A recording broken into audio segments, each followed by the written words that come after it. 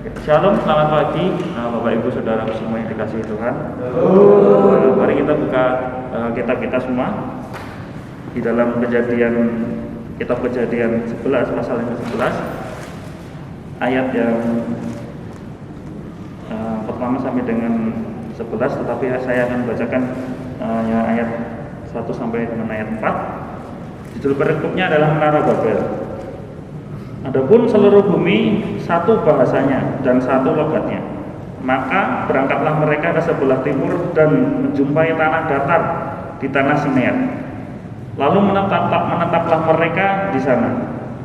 Mereka berkata kepada yang lain, marilah kita membuat batu dan membakarnya baik-baik. Lalu bata itulah dipakai mereka sebagai batu dan tergala-gala sebagai tanah liat. Juga kata mereka, marilah kita mendirikan bagi kita sebuah kota dengan sebuah menara yang puncaknya sampai ke langit, dan marilah kita cari nama supaya kita jangan terserak ke seluruh bumi. Ya, di dalam kehidupan kita sehari-hari, Bapak Ibu Saudara semua, kita tidak bisa lepas dari yang namanya teknologi. Kita tahu di era yang sangat maju ini, di era digital ini, semua bisa kita lakukan hanya dengan by on screen. Hanya dengan kita memencet HP kita sudah bisa melakukan apa-apa, saudara.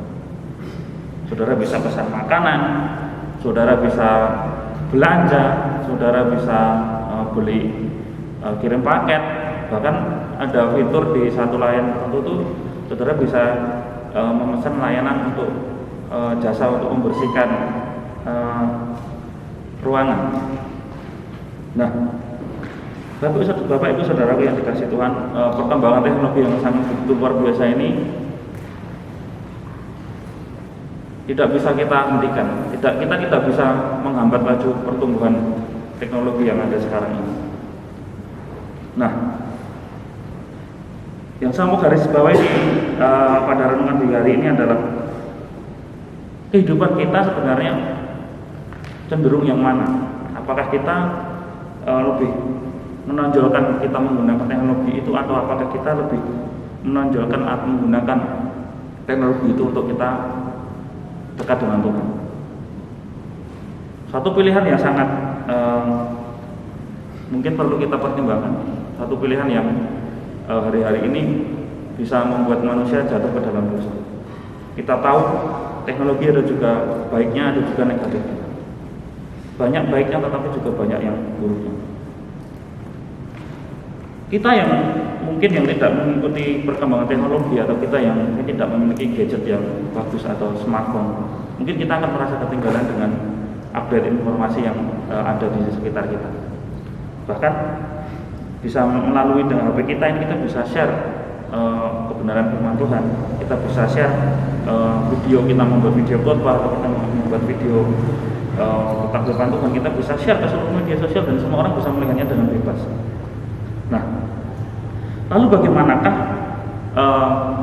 posisi yang harus kita ambil dalam perkembangan teknologi yang terjadi dengan saat ini? Nah, kembali pertanyaan, apakah teknologi ini membuat kita menjauh dari Tuhan, ataukah teknologi ini justru membuat kita semakin dekat dengan Tuhan? Kisah pembangunan Menara Babel ini menunjukkan kepada kita bahwa ternyata di zaman dahulu ternyata sudah berkembang teknologi yang sedemikian rupa. Ternyata otak manusia pada zaman dulu sudah jauh lebih pintar daripada sekarang. Mereka bayangkan, belum ada teknologi konstruksi untuk membuat bangunan yang sedemikian canggih seperti zaman sekarang. Mereka sudah bisa merencanakan untuk membuat Menara Babel yang sedemikian rupa tingginya. Nah, tetapi apakah justru dengan kecerdasan yang mereka miliki, dengan kepandaian otak yang mereka miliki, orang-orang pada saat itu mereka malah membuat kesombongan dalam diri mereka? Justru kecerdasan yang mereka miliki, otak yang dikaruniakan Tuhan dengan berbagai potensi yang luar biasa ini, justru malah mereka salah mempergunakan untuk menyombongkan dirinya. Kita lihat saja tujuan mereka untuk membuat Menara Babel ini. Di ayat 4 tadi, ya, di bagian terakhir dikatakan bahwa marilah kita cari nama. Kata mencari nama ini adalah menunjukkan bahwa kita pengen diakui. Ini sejujurnya ini adalah ungkapan dari persembahan seorang manusia. Nah, kisah ini menunjukkan kepada kita, Bapak Ibu Saudara, bahwa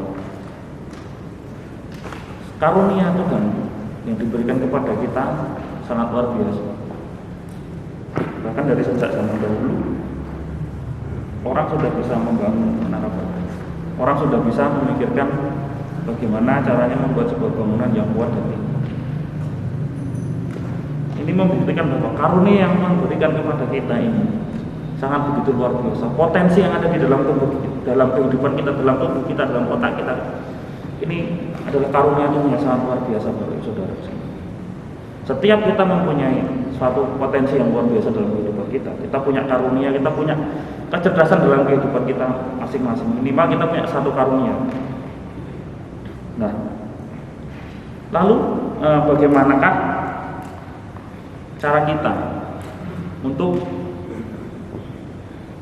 menggunakan karunia yang Tuhan berikan ini agar kita tidak jatuh ke dalam dosa, saudara? Kita buka di kitab Roma 3 ayat 23 sampai dengan 24.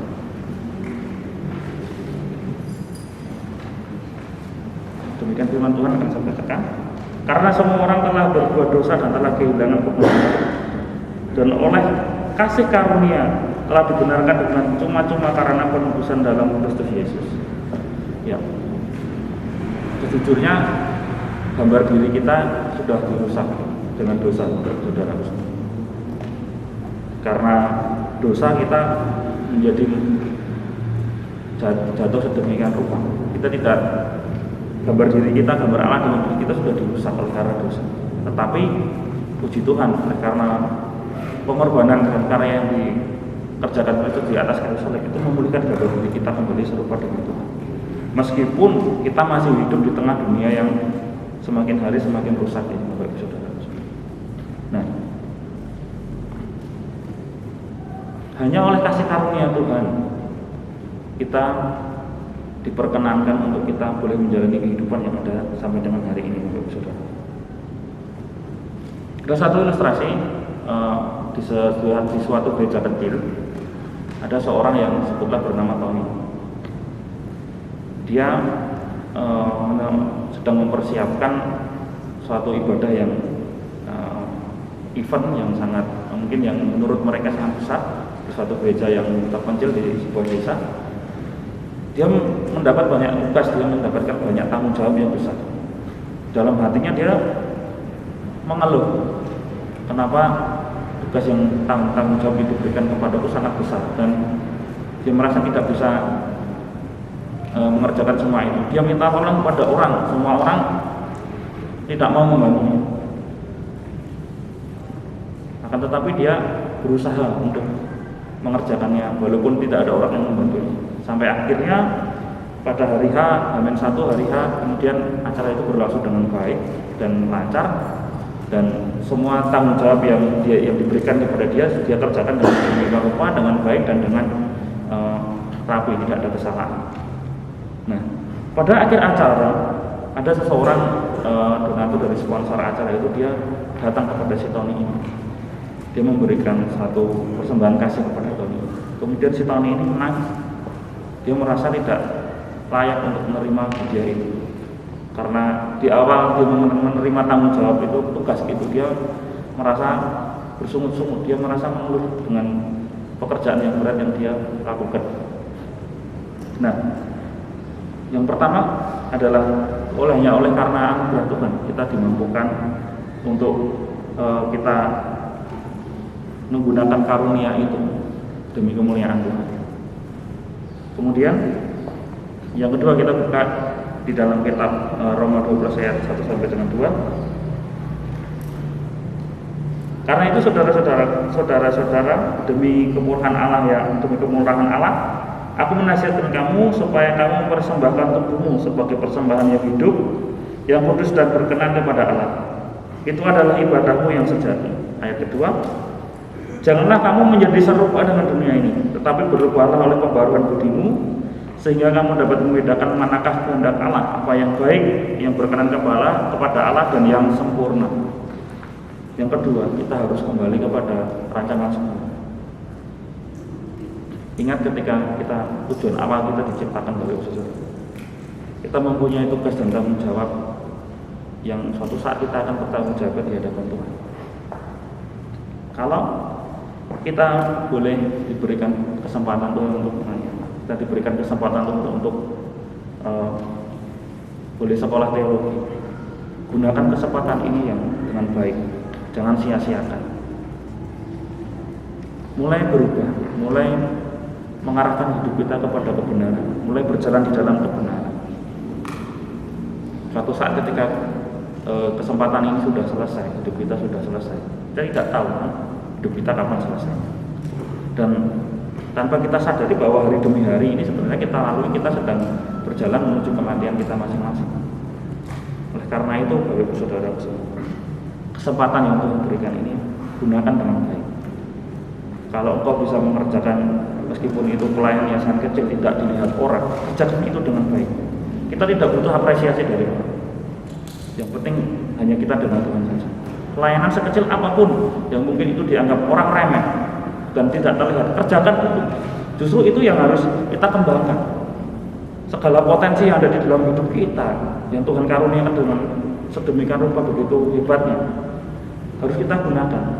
Saya percaya kita semua diciptakan untuk menjadi kepala, bukan menjadi ekor. Setiap orang mempunyai kecerdasan masing-masing. Kerjakan semuanya itu. Kita kembali kepada rancangan Tuhan yang sempurna. Hidup kita di dalam dunia ini sementara. Apapun yang menjadi kerinduan kita, apapun cita-cita kita, mulai arahkan semua itu kepada Tuhan, Bapak Ibu Saudara. Bawa semua itu kepada Tuhan. Bawa semua arah hidup kita kepada hal-hal yang kekal, bukan hal-hal yang bersifatnya sementara. Kita tidak bisa melekat atau dekat kepada Tuhan jika kita masih terikat, kita masih mengalami percintaan dengan dunia ini. Jika kita masih mengingini apa yang ada di dalam dunia ini, Bapak Saudara. Kisah pembangunan Menara Babel mengingatkan kepada kita bahwa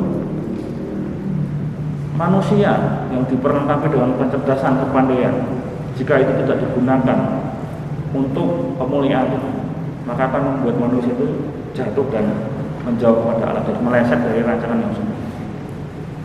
So, kita harus kembali ke rancangan semula. Dan hanya oleh karena kasih karunia Tuhan, anugerah Tuhan, kita dimampukan untuk kembali ke rancangan semula ini. Oleh karena karya Tuhan Yesus di atas kayu salib dan penebusannya, kebangkitannya dari antara maut, memampukan kita memulihkan gambar diri kita sehingga kita layak. Gunakan kesempatan yang ada, Bapak Ibu Saudara semua, untuk melayani Tuhan sebaik mungkin. Jangan sia-siakan kesempatan yang ada. Kita boleh bersekolah tempat ini, manfaatkan ini dengan baik.